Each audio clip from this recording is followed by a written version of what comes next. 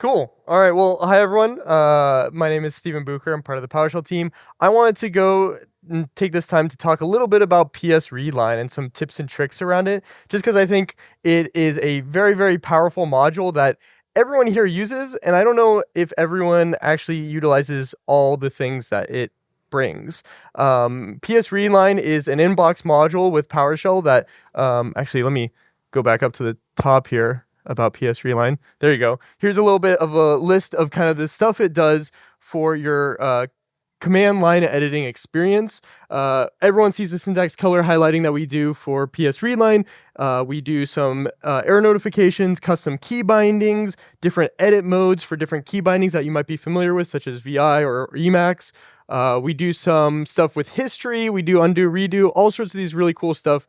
And of course, we also do predictive IntelliSense, which I showed off earlier this week at State of the Shell, but I'll show it off a little bit more too later. One thing I wanted to show off was the dynamic help of it. And let me zoom in here just because I think this is a cool little feature. If I start typing a command and my cursor is on that command, if I press F1 here, it will bring up the help of the command straight away. And so it's just a very quick and easy way. If you've already typed it out, you're like, oh, I don't want to go back and write get help, that command.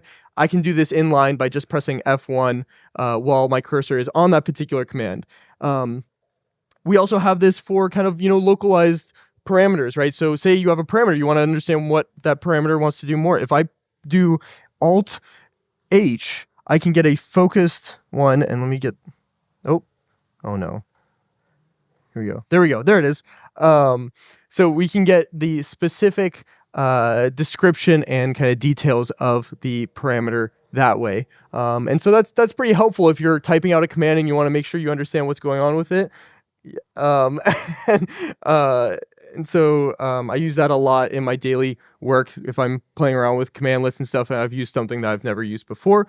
One other thing I'll show off. Let me see if I can find a command here. This is just, ignore what the command is saying and doing, but there's another key binding for Alt A, which allows me to actually jump back and forth between the parameter values. So say, I finish typing out, and I don't want to, I got to press my arrow key a million times to get over here, and now I got to delete it all and retype it. I can instead just press Alt A and jump between it and say, actually, no, I want this to be,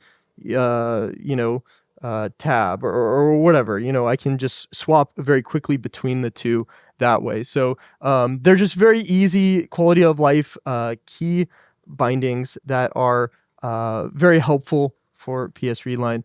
I also want to highlight that everyone has this thing called a sample PSReadline profile. So this is actually installed on everyone's machine. It's in the module folder. It's in the PSReadline module folder of your machine, and it's got some really more powerful ways that you can add assistance to your PSReadline experience. I'm not going to go through it all. It's a huge file, but one thing I wanted to highlight was some of the smart bracket stuff. So if you used an editor, I'm sure you're all familiar with, if you type an open brace, the close brace will get typed as well. Well, we have a sample here to actually do that. And so let's see if this will, let me zoom in here.